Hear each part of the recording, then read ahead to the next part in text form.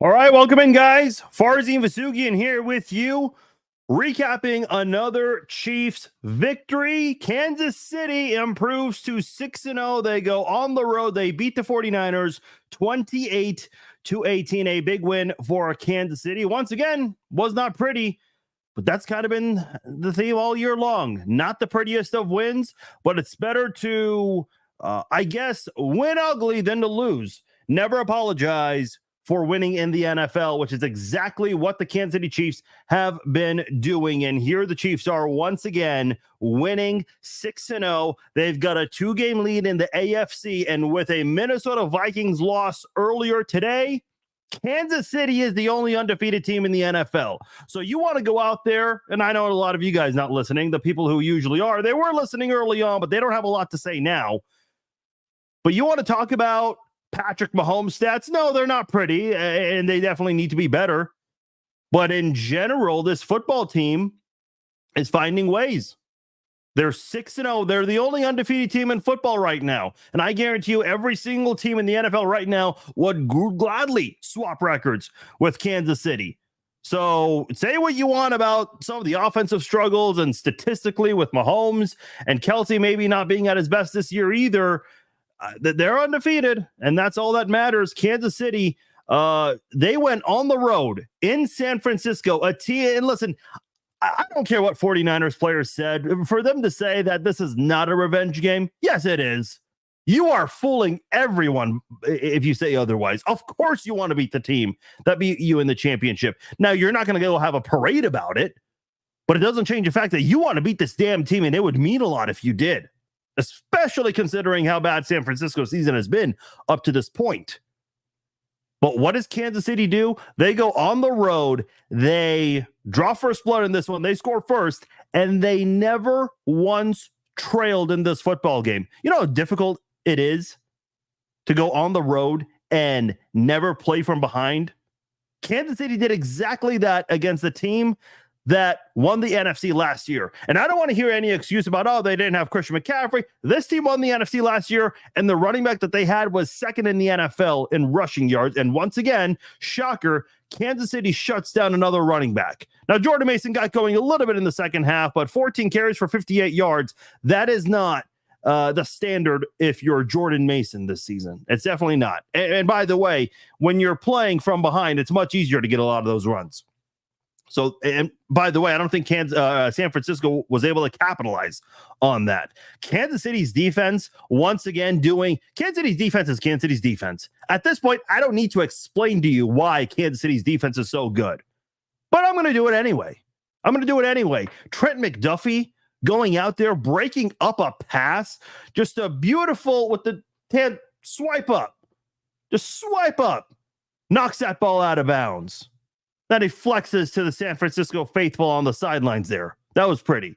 And then on the next play, Christian Roland Wallace, undrafted rookie, Christian Roland Wallace gets his first career interception. And then once the 49ers have a little bit of life, what happens on third down? Another interception. Jaden Hicks, another rookie with his first career interception, comes away with a big pick in the end zone. And that essentially put away San Francisco in this football game. They go and get the touchdown from McCole Hardman, and that's all she wrote. Kansas City goes and wins this one 28-18. Again, was not the prettiest of wins, but that's kind of how a lot of the wins have been this year for Kansas City. They're getting every team's best shot. We've gone over this before. We don't need to go into detail as to why that's the case. A lot of people want to see this team not only have a downfall, but not have the three-peat. But Kansas City, if they have something to say about it, they're going to go out there and they're also going to give you their best shot. And you see it every single week from the defense, shutting down opposing running backs. They've played some of the best running backs this year. Derrick Henry, J.K. Dobbins, Alvin Kamara, Jordan Mason. All of these guys were top 5 in the NFL in rushing yards right before facing Kansas City, except for Derrick Henry, because that was a week 1 game. And what does Kansas City do? They shut down all of them, which, by the way, to go back to the Derrick Henry point, he's leading the NFL in rushing yards. The only bad game he's had this year was against Kansas City. So this Kansas City defense, man, they are special. I mean, they're doing things that we haven't necessarily seen this before with stopping the run. This run defense has been very good in the last year and a half with Kansas City. I mean, I still have nightmares from what Tiki Barber did 2 decades ago. But man, this run defense may be the best we've seen since the Hank Stram era. I feel like Marty Ball, yeah, you had some great defenses during those years, but this has been the best. It's really been. And look at Brock Purdy. He went out there and he threw 3 picks in this game. Was 17 of 32 in this one. Was sacked just once, but man, he was pressured all game long by Chris Jones, Turk Wharton, Nick Bolton. I mean, this entire defensive unit gave Brock Purdy hell today. Brock Purdy's only thrown 3 interceptions one other time in his career. Only one other time, and that was against Baltimore last year in that blowout win the Ravens had. So this is only Brock Purdy's second time throwing 3 picks, and he's been very good in his career. But he was bad in this one. He was really bad. He had no answer for Kansas City's defense. And the Chiefs capitalized in this game. And boy, this was a beautiful one for Kansas City. Offensively, again, pretty rough to start off, but man, they got going eventually. And yeah, they had some issues here or there, but Mahomes, like, look, if you're one of those people who doesn't watch games and you just want to go on the stat line, oh, Mahomes was 16 of 27 for 154 yards, no touchdowns, 2 picks, 2 sacks. Yeah, that sounds like a pretty bad game. But if you actually watch the game, Mahomes did a lot of things in this one here that without his involvement, you don't win this football game if you're Kansas City.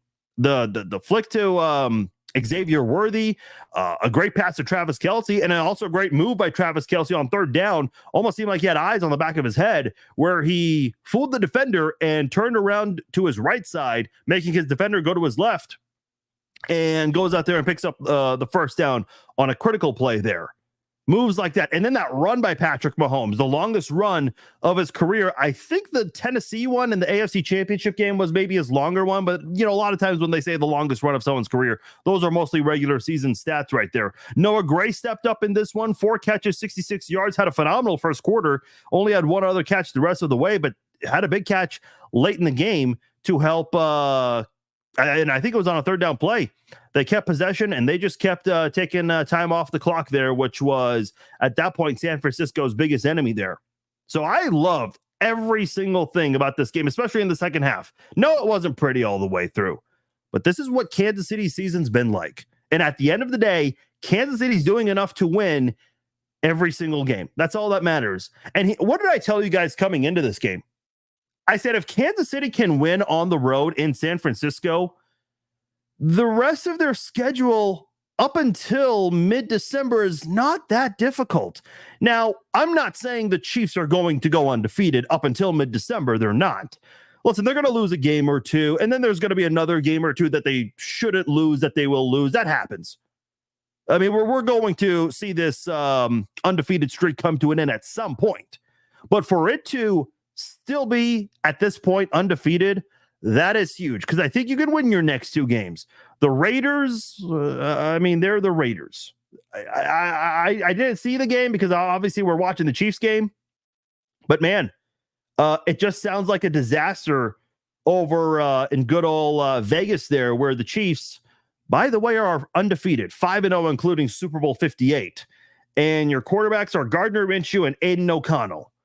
And if you think this Chiefs team is going to let the Raiders win again like they did last time these 2 teams met, good luck with that. Go put money on that on FanDuel if you truly believe that thought. But, man, I'm just looking at Las Vegas here, and obviously outside of Max Crosby, I mean, Brock Bowers is good, but this is not a good football team, and Kansas City's got a good chance to win.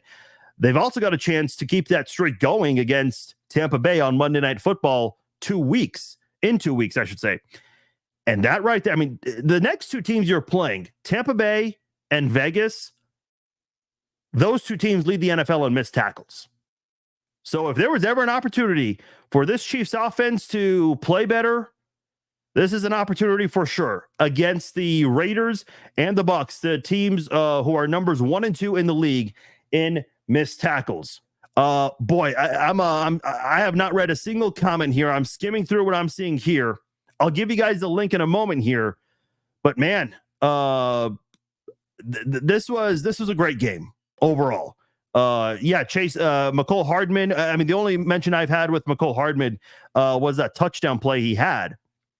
But I like how McCole Hardman played in this game. He was going out there getting big plays when the Chiefs needed it the most. Not a whole lot of activity from him. And by the way, on that running play where McCole Hardman had the first down, it was on a jet sweep. Travis Kelce goes out there, throws a big block. Travis Kelce was very key on Kareem Hunt's touchdown runs, going out there throwing blocks, bullying the defensive line for the 49ers. Travis Kelce, people want to make a big deal about his stat line this season, and then in the past bring up, oh, he doesn't block, he can't block well. Well, that hasn't been the case this year. He had one big missed block last week, or the week before rather, against the Saints. But outside of that, Travis Kelce, his blocking has been superb this season. So you can't really bring that up now when you're talking about Kelce. Sure, you want to bring up Kelce stats and Mahomes stats. That's all people have. At the end of the day, the Chiefs are winning football games. Look at this entire, 12 wins in a row? 12 wins in a row for Kansas City. Look at these 12 wins here. The last two, and then what was the other one? Oh, yeah, the Miami playoff game. Those were more one-sided games. I wouldn't call them blowout victories by all means. Maybe the Miami playoff one, I would maybe put in that category, but a lot of these games have been very, very close. The Buffalo game came down to the wire. Baltimore game down to the wire. Same with the Super Bowl. And a lot of these games so far this season against Baltimore, Cincinnati, teams who you beat at the beginning of this, or on the first half of this 12-game winning streak. You're going out there just finding ways to win. Tom Brady and Kevin Burkhardt mentioned this on the broadcast. It hasn't been pretty for Patrick Mahomes and the Chiefs. Patrick Mahomes didn't have the greatest game today, statistically speaking, but what was the key word that came out of Tom Brady's mouth? They're finding ways. That's what you got to do, man. Sometimes you just have a situation, you have a game plan, and it doesn't pan out the way you want it to pan out. It doesn't come to fruition. So what do? There's this magical word out there, and I'm sure you guys have heard it many times, used by football coaches. You adjust. That is what you do. You adjust. The Chiefs have found ways to adjust, not only in this season with all the injuries they're dealing with, but also in these games where, again, things may not go the way you want it to go, especially early on in this one, but you find a way. You find a way. You know what I really appreciate about Kansas City in this one? They ran the ball more. They didn't get too cute. They did early on, which I'm sure we'll get into. I got into that during the halftime live stream where, what was it? 3rd and 1, you throw it, and on 4th and 1, you go for the fake punt. I'm like, come on, man. Don't do that. You have Kareem Hunt. You have Carson Steele. That was really the only problem I had with the play calling in this game, and that was very early in the game. But when you look at Kansas City on 3rd down, 8 of 14 on 3rd down, and then how was the red zone? 4 of 5. Way better. I like that a lot. 4 of 5 compared to last game on Monday night, which was 2 of 7. Oh, this is a big step up for Kansas City, for sure. This was definitely an area where Kansas City had to improve in, and so far, they've definitely played better. Andy Reid said that in his press conference on Monday, that this is an area that they must be better at, and they were in this football game. They were in this game. Patrick Mahomes, 5-0 all-time against the 49ers, including 2 Super Bowl wins. It's always a good day when you beat someone whose last name is Shanahan. Is that right, Chiefs fans? Always a good day when you beat a Shanahan. That's what I like. Hey, I've been talking a lot. I'm done talking. I want to hear from you guys. I haven't even set up the link to call in. So I'm going to do it right now. Call into the podcast. So you guys know me. I can't talk and write at the same time. But there it is. I just commented with the link there. Some of you guys don't see the link sometimes. I don't know why.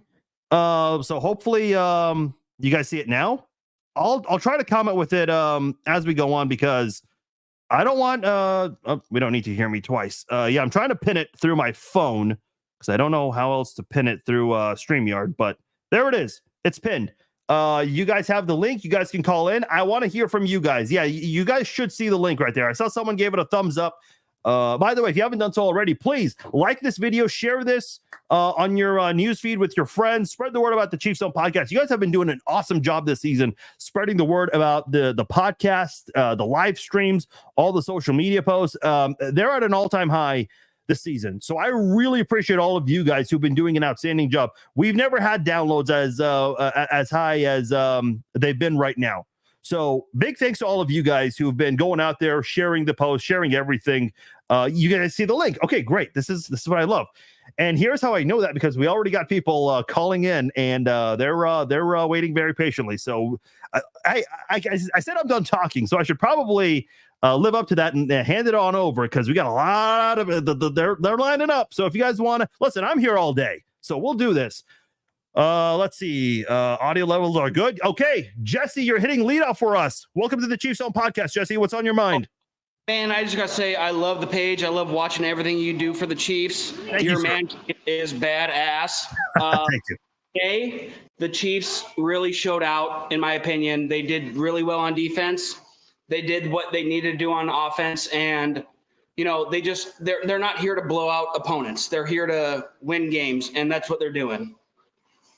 Yeah, I'm with you. And listen, I would love a lot of these games to be blowouts, especially for the sake of my my health and everyone else's health. I think we can all agree on that. But sometimes, you know, it just doesn't pan out that way. It really doesn't. All Andy Reid cares about is getting that W. That's the most important thing. And the Chiefs have 12 W's in a row right now.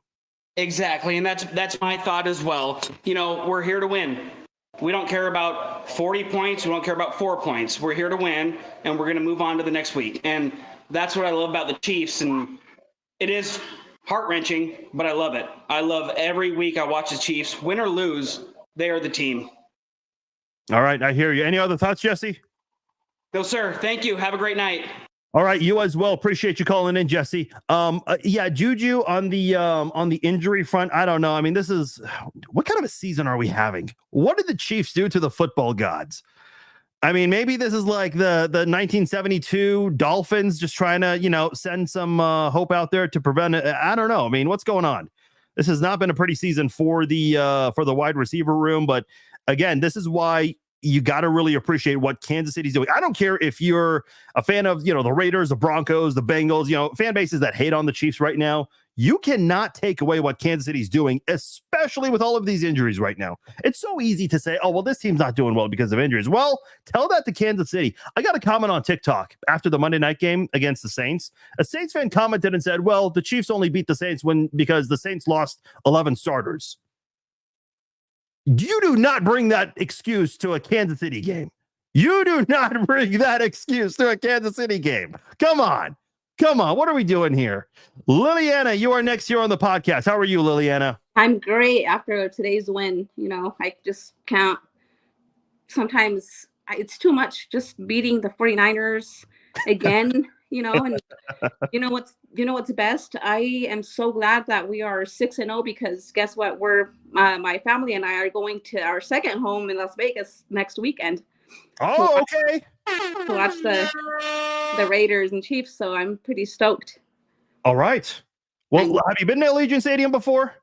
Yes, I have. It's last year, actually. Okay, nice. I was there last year as well. It's a nice stadium. It really is. And Chiefs fans always pack the house, so you'll have a damn good time. It's definitely, you know, something to remember. It's great. And I'm just glad that with all the injuries and stuff, we're still getting the wins. And I think that we probably are going to get the 3-peat. I'm pretty sure. Yeah. I mean, it's looking like it at this point. And the Chiefs have played some great teams. And if these teams have not been able to dethrone Kansas City, and listen, they'll lose at some point. You're not going to go undefeated. That's not easy to do. But if these teams so far have not beat Kansas City, it's kind of hard to pinpoint when is that first loss going to come and who's going to beat them when it matters in the playoffs. It's kind of hard to imagine that. I agree. Yeah, for sure. But I'm glad that today the defense and the offense did their jobs, you know. Yes, certainly. Any other thoughts? No, just pretty glad we're getting the wins.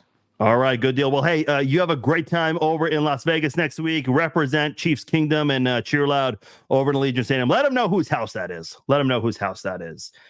Charlie, you are next on the Chiefs Zone podcast. What's up, Charlie? What's going on, Farzin? How are you? Good, sir. Good, sir. What's on your mind? Man, I had to write a couple notes down. So first of all, Sky Moore. Here we go. I just saw Office Space the other day, and the thing with Sky Moore with the drop and then whatever he thought he was doing to get the penalties late in the game, the Office Space quote of, "So what would you say it is that you do here?" Like, what is it? I don't know what Sky is doing. I don't think Sky knows what he's doing. He needs to go back to at least the practice squad and figure that out. Second on my list, Patrick with the truck move for the touchdown. Yeah. So for most of the game, I was looking at Mustafa thinking, this rookie's bad. He was laying some big hits. But when it's QB1 coming down the track, and he decided that, I'm going to try to take on Patrick. Well, Patrick's a little bigger than some of these receivers that he was trucking. And the last thing I have on here, Brady's been in the lab. He's been working on his commentary game.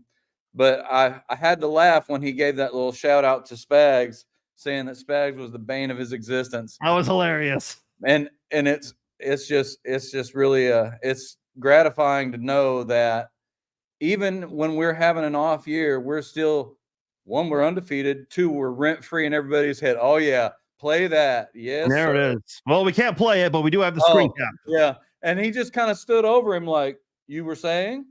Yeah. Man. Well, you hit the nail on the head with the wide receiver core injuries, but think back to when we traded away Tyreek. Everybody said, "Oh, it's a rebuilding year. We don't have anybody at wide receiver," and we won the Super Bowl again. This year, we collected wide receivers like we were collecting baseball cards. Yes. And every one of them turned out to be counterfeit because now we can't trade them in. So right now, I think that the season where we were in our rebuilding year was really just kind of preparing us to go to war with the, as they say in some of the NBA programs, some of the others.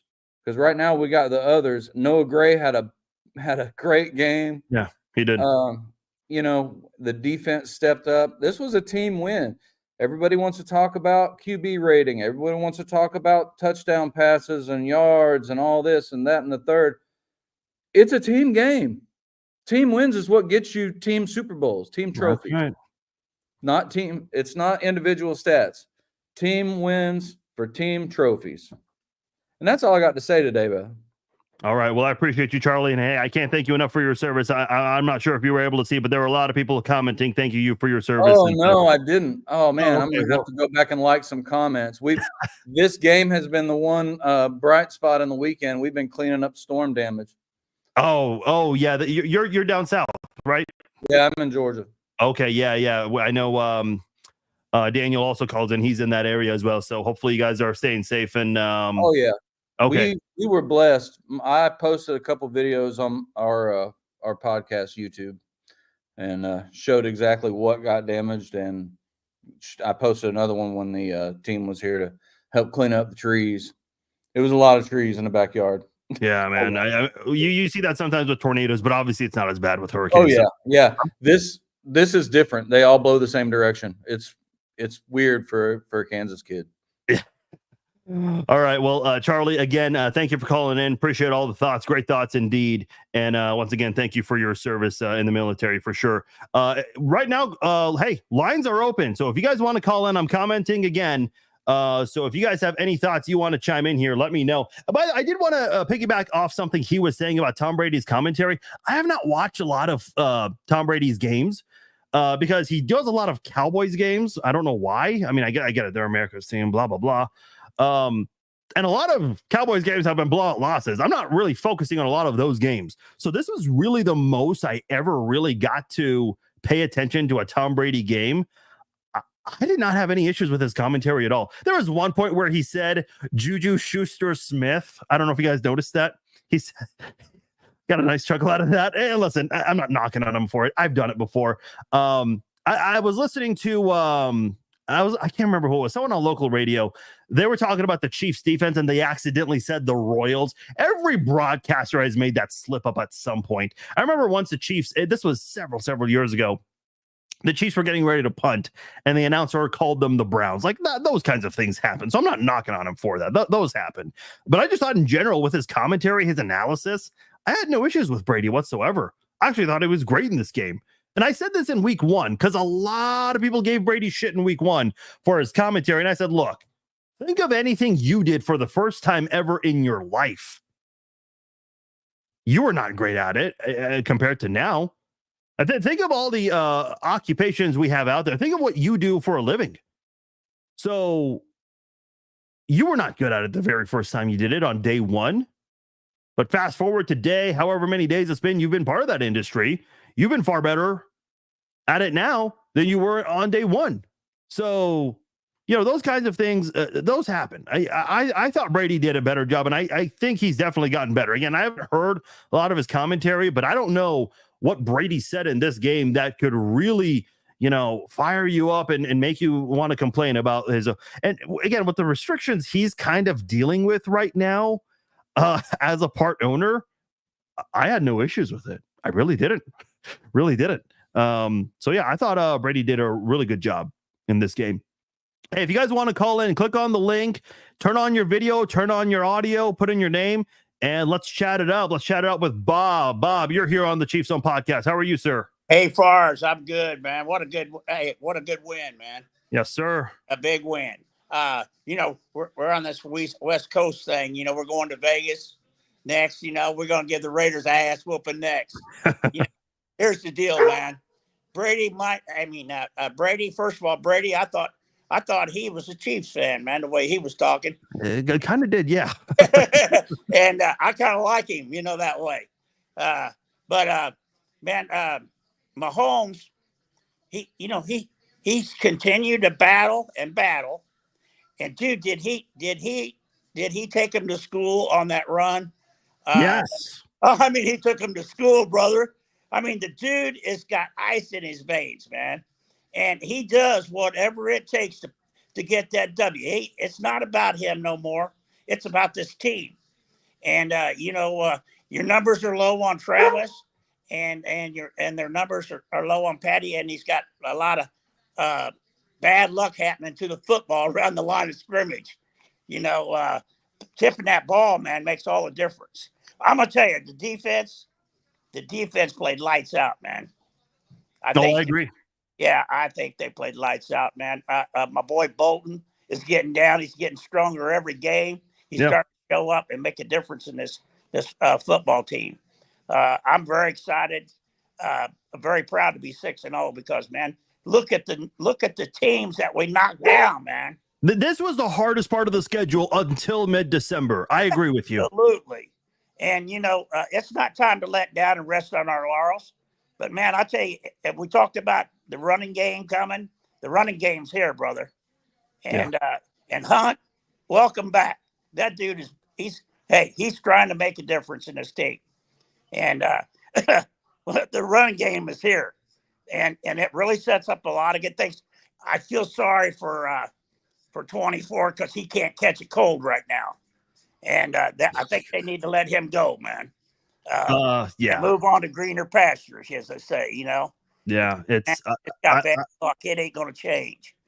I don't know, man. It's been really rough for him. It's a simple throw. I know it's not maybe the easiest catch, but you're seeing college football players make that same exact catch as they're coming down. Absolutely. And, I feel sorry for the cat, man. He's, worked hard to get here. Maybe it's time to cut him loose and let him go sprout his wings somewhere else because he's not succeeding here.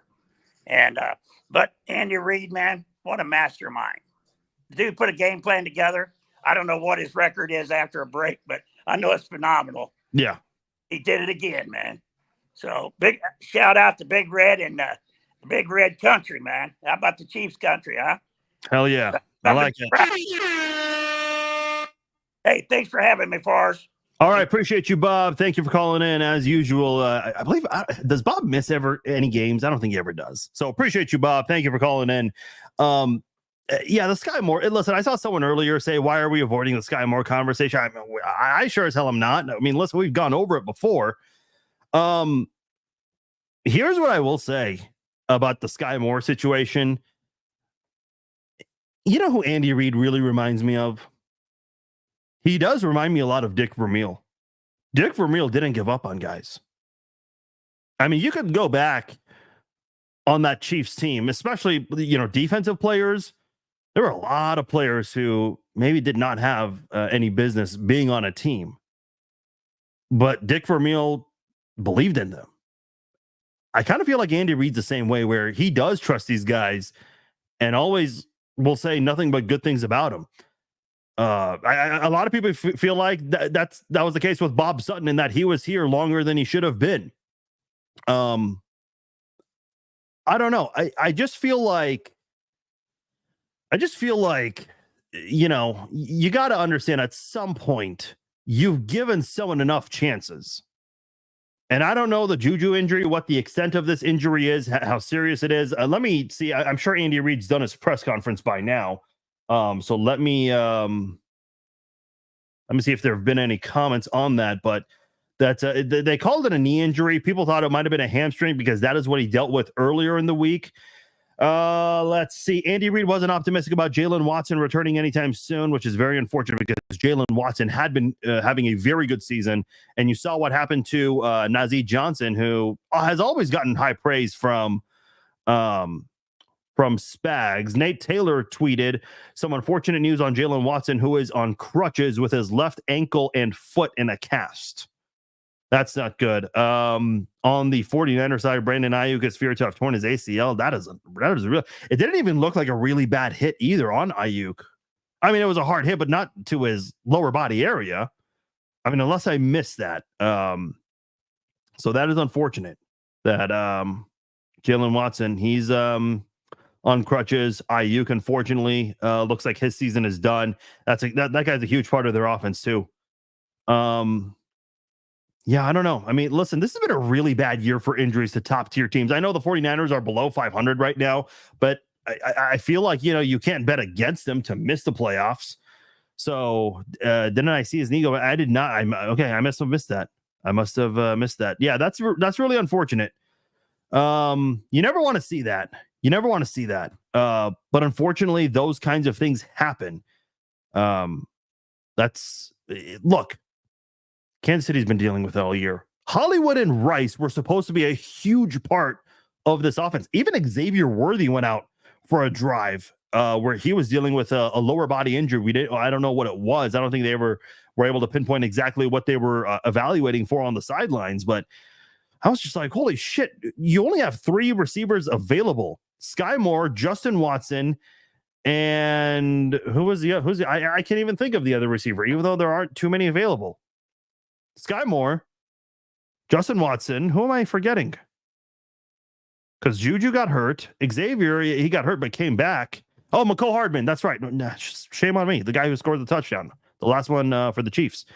Yeah, I'm seeing Steve's comment here. Should the Chiefs sign MVS? I mean, listen, the more and more we continue to see these things happening, I think MVS appears to be a more suitable option. I don't want to call it a viable option, but the Chiefs might view it that way because he knows the offense. That's why they brought back Juju. That's why they brought back Mecole last year. So I don't really know what the answer is. Look, Charlie called in earlier and kind of joked about this, where they were, bringing all these wide receivers, which is what they were. They went out there and got a very good wide receiver. And yes, he is kind of on the risky side with the injuries, but came in for a very good price. And we know Kansas City with the salary cap, not in the best situation right now. And then they go and draft the fastest wide receiver to ever run at the combine. So you did everything you could to have 2 good starters and a really good depth room with the wide receiver position. I mean, there's really not much more Brett Veach could have done. And unfortunately, because you've been spending and paying all these great players so you can keep them long term, the Chiefs aren't in the best spot. with the salary cap. And I'm seeing a couple of people ask, what do you do trade wise? I'm not expecting a trade. I'm really not with $4.9 million in cap room. I think the Chiefs are just better off elevating players from the practice squad at this point. Guys like a Justin Ross or a Nico Remigio, or they can continue to do what they're doing right now, which is letting Kareem Hunt take over, which, listen, I don't have an issue with that. My only concern with Kareem Hunt, and as much as I love his comeback story and how great he's played this year for the Chiefs, the concern I have is Kansas City might be using him a bit too much. His first game, 14 carries. Yeah, it's his first game back. You got to keep it on the low end somewhat. Against the Saints on Monday Night Football, 27 carries. Against the 49ers, 22 carries. How many running backs have we seen this year run the ball 20 or more times? We don't see that often in the NFL. It does happen. I'm sure Derrick Henry has some numbers right around that, similar to what Kareem Hunt has carrying wise, but we don't see it often. We just don't. And that does concern me with Kareem Hunt, who is 29 years old. So you gotta be careful here. Okay. This is, I mean, you lose Kareem Hunt, this is not going to be good. I'm actually surprised they're not splitting carries between him and Samaje Perine. Clyde Edwards-Helaire was inactive today. I was a little surprised by that. Actually, I shouldn't say a little. I was actually fairly surprised by that. Well, I'm not against Hunt continuing to do things, but you mentioned Pacheco splitting carries with him. That's great. But Pacheco is going to be out longer than I think you're anticipating, Chris. It's not going to be until late November or early December. And look, we've already gone over this, so I don't want to go over this too much on this podcast tonight. But I don't really trust the Chiefs training staff right now. I just don't. We have a pattern of timelines not really matching actual comebacks. With Eric Berry, we were told day to day. Well, 15 weeks isn't day to day. McCole Hardman, that one was really weird a couple of years ago. And then this year with Hollywood Brown, I mean, you guys know how that went. So I really don't know how much I trust Kansas City's training staff right now. I just don't. I really don't. And listen, I don't want to sit here and talk about people and the things they do, especially this kind of stuff, because that is way beyond my pay grade. But I think it is fair to criticize and somewhat question just the inconsistencies and the issues we've had there. I hope Pacheco comes back on time, on schedule, and is 100% ready to go. But in the meantime, you got to have someone else help out. I thought Samaje Perine was going to be that guy. We're not seeing a whole lot of him. We saw him play more, but that was late in the game when the Chiefs essentially had won the game and were putting the 49ers away in this one. Justin Ross is on the team. He's on the practice squad. Byron Pringle, last I checked, Byron Pringle was with the Chicago Bears. I'll be honest, off the top of my head, I don't know. I know DeMarcus Robinson is with the Rams, and they definitely need him. Byron Pringle is a free agent right now, according to his Wikipedia. So, and how old is he? He's 30. He's going to turn 31 next month. Less than a month. I mean, the guy has good speed. I would not be opposed.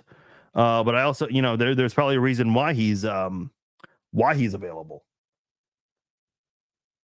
By the way, if you guys haven't done so already, and you want to call in, we have open lines right now. No one on hold, no one waiting. So if you want to call in, I just commented with the link. That'll probably be the last time I do comment with this, unless we continue to have these conversations and it continues to extend on the podcast. So there's a link right there. If you guys want to call in and give me any of your thoughts, I just shared that link right there. So please click on the link, turn on your video and your audio, and we'll chat it up.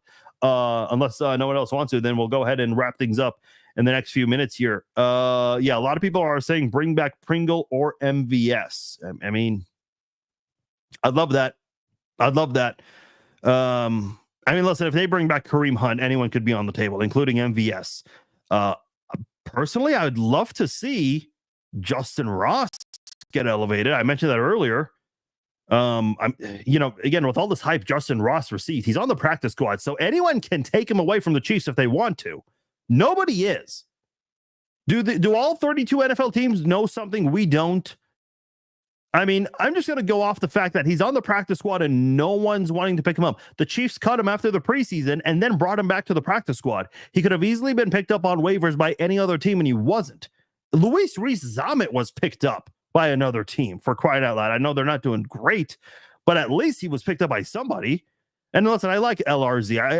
I think the kid's talented, and I hope he goes out there and does something. But the fact that he's out there, you know, on another team's practice squad, was wanted by the Jaguars after the Chiefs cut him, and Justin Ross has yet to get an opportunity this season is a surprise to me.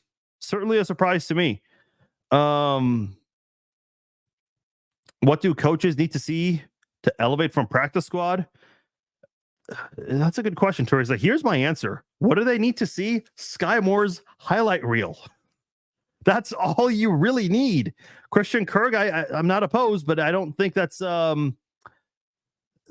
doable financially. Here's what really needs to happen, and I don't think it'll happen because players have to agree to what is going on Sunday Night Football. Why are all the people on the field lined up like that? And that, I don't know what that was, but okay, cool. Where was I? We were talking about Sky Moore. Yeah, I lost my train of thought. I was distracted by the screen there, so my apologies. But yeah, listen. Oh yeah, Jawan Taylor. You got to agree to the restructure, and I doubt he will because he's making a lot of money right now. The big part of his contract kicked in this year as opposed to last year, so I don't think Jawan Taylor is going to agree to any kind of restructure, at least not during this season, because he's getting his big bucks now. And listen, these guys, as much as, you know, they want to say, yeah, I'm for the team and all, they're all looking out for themselves, as they all should. They've all fought really hard to get to this point in their lives. So when they get to this point, they want to get as much money as they can so they can, you know, live up life for themselves. And also they take care of their family members, not just, you know, wife and kids, but also extended family members. They want to take care of their parents for all the sacrifices they made to help them get to this point. And then, you know, their kids, grandkids, if they're smart financially, yeah, they'll have a lot of that money for many years to come. So I don't really know. See, Steven says cut him if he doesn't restructure. It's not that easy. You're going to be taking a lot of dead cap there, a lot of dead money. And that is, again, that's not a situation you really want to find yourself in, because it's almost like you're paying him and he's not even there for you. The Broncos just let Russell Wilson go. They're paying Russell Wilson, I think, $40 million this year to not play for them. Yeah, listen, I get it. Yeah, I mean, the Chiefs, there's nothing wrong with benching the guy. I mean, I like Lucas Niang in 2021, but I don't know. I guess he's not the same player he was that year. Yeah, Timothy's saying that dead cap hit would be crazy, and I don't know what that is. So I'm not gonna look that up right now. But yeah, that would be pretty bad. Listen, here's what I will say. This is going to be a very unpopular opinion, because I know we're talking a lot about wide receivers and what the Chiefs need to do. MVS, Justin Ross, Nico Remigio. I'm even seeing Kadarius Toney comments out there. Here's what I will say. I think the Chiefs need to focus more on their offensive tackles than their wide receivers. If Patrick Mahomes can get good blocking from his two tackles, dude, he'll throw to anybody. He can throw to anybody. That's all he needs. It would be nice to have Hollywood and Rice and Xavier all on the field at the same time, but I think a big part of Mahomes' struggles this year has been the pressure that offensive tackles are allowing. Listen, you saw it on the other side of the field. I mean, it's not like the 49ers pass catchers could not run routes. They were, but Brock Purdy was throwing so many balls into the grass because he was just getting pressured.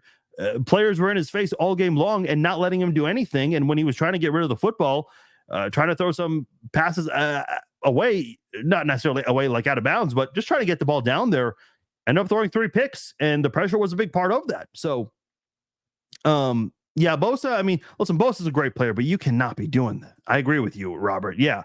So if you can go out there and improve your offensive tackles, I think the receiving room will kind of fix itself. Again, not that it's ideal to be at this state right now with Hollywood and Rice both out for the year, and Juju's going to miss, I don't know, at least some time. I'm not sure how long, but it's not a good situation to be in right now. It's not a good situation. So I would much rather the Chiefs go out there and try to find a solution with the offensive tackle position than the wide receiver position. I'm not opposed to the wide receiver, a new wide receiver being brought in, or someone getting elevated from the practice squad. But I think I don't know how much truly changes until they fix the problem at the offensive tackle spot. That's what I think of it about it. That's how I feel. Jets may surprise me. Yeah, I'm going with the Steelers. I think this is going to be a low-scoring game. I mean, I expect Davante Adams to get involved, but I'm not expecting too much from the Jets in their first game with Davante. Listen, can I just say something? I'm sure it's cool. It probably feels like a nice little high school or college reunion for the Jets right now, or the New York Packers, whatever you want to call them. This team did not win any Super Bowls with the Packers. They didn't. This team never won a Super Bowl in Green Bay. So why are they all suddenly going to win a championship in New York just because they're reuniting here? I mean, come on. I don't get it. I really don't. I think it's going to be a good defensive game. I really am. Listen, I know not that I would be excited for like a game that's 9-6, but I've come to really appreciate defensive play in games that may not be as high scoring. And I think Kansas City's been a big part of that. Yes, Jason, this is a new shirt. I'm not really a big fan of a lot of the recent military salute to service apparel the last few years.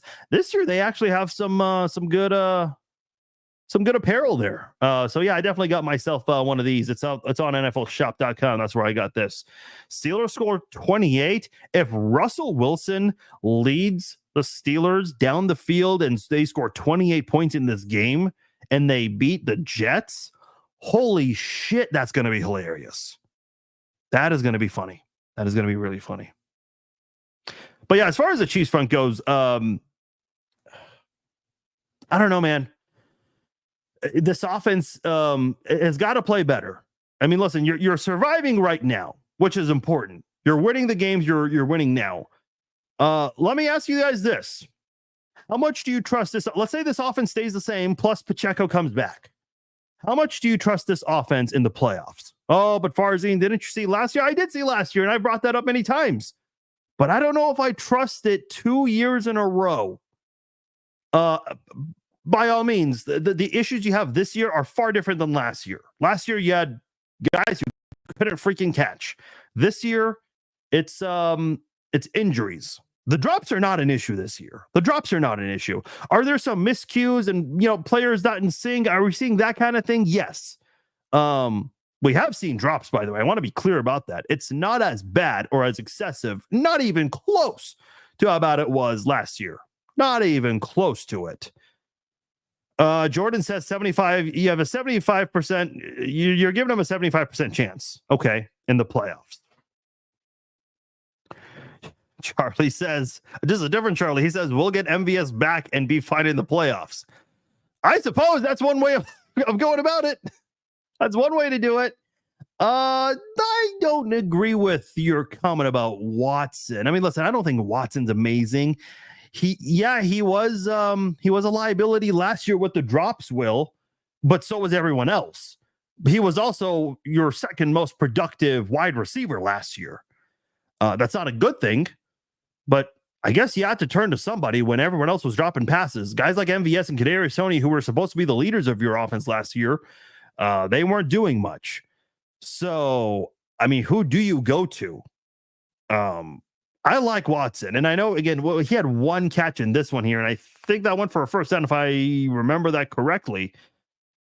He only had one target. Yeah, it was one catch for 8 yards, which, in that situation, you don't have a lot of wide receivers. You can't just go to Kelsey, Gray, Juju, Hardman, and Worthy the whole time. There's a reason why you have as many players as you have. The Chiefs every year have had 7 wide receivers this year and last year. So I don't know, man. I mean, as much as I'd like for Sky Moore to step up and try to trust him, I think we've given him plenty of chances. And at this point, he's It's just not looking good. Yeah, MVS possibly to the Saints. Yeah, I know he's been contacted by them and he's there for a tryout. So I don't know. It's just been a rough go at it with the wide receiver room. So I don't know. Yeah.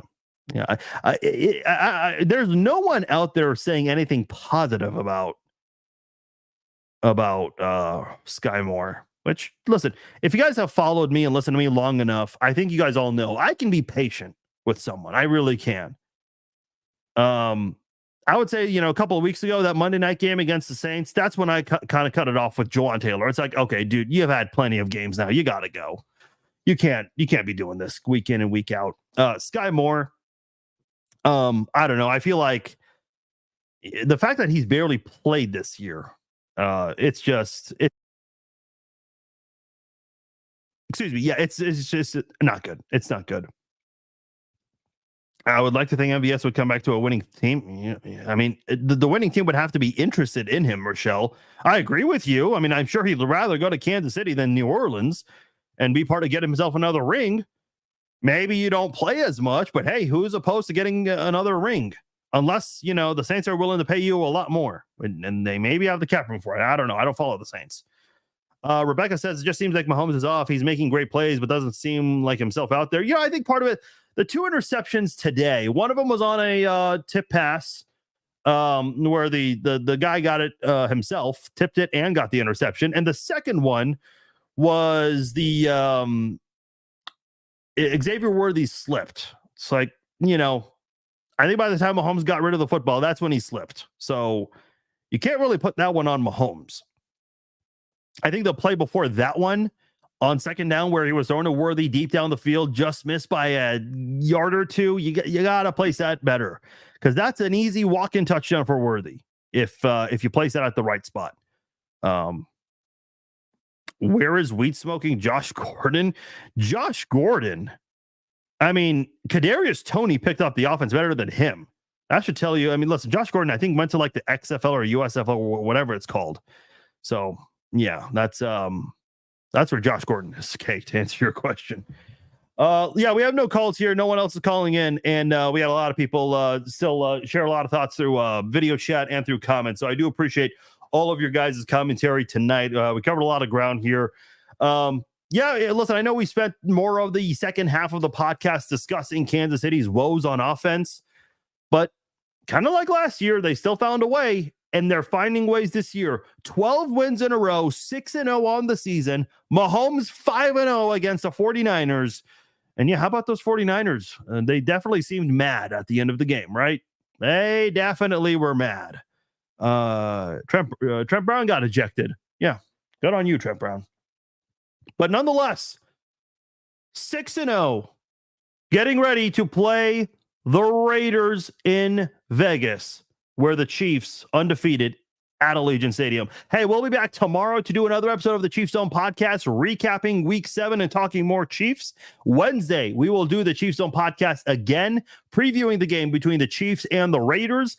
And Friday, we will do the Red Friday live chat once again for the second week in a row. This week's Red Friday live chat will be live at 11 a.m. Central Time. I had a scheduling conflict last Friday and this Friday. So 2 Fridays in a row. The Red Friday live chat going to be at 11 a.m. Central Time. So make sure you guys join me earlier. Next Friday, the following Friday, it will be back to normal in the evenings. So just be aware of that. Now, other than that, I'm Farzin Vasugi, and thank you all for downloading and listening to this episode of the Chiefs Zone podcast. For all of you who watch and listen live on Facebook and YouTube and Instagram, appreciate you all. I'll talk to you all later. Take care.